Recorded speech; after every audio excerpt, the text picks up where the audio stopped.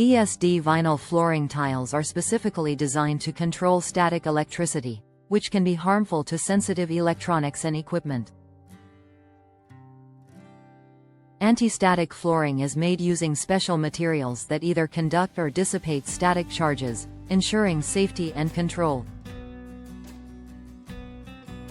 The primary function of ESD flooring is to create a pathway for static electricity to flow into the ground.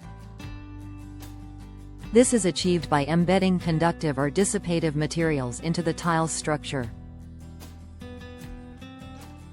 When static electricity is generated, whether from foot traffic, equipment movement, or other activities, the charge is directed through the floor and safely dissipated. Conductive vinyl flooring is a crucial investment for a static-free and safe workspace. This is one of our series of videos on ESD flooring. For more similar content, you can check out Y.H.F's other videos.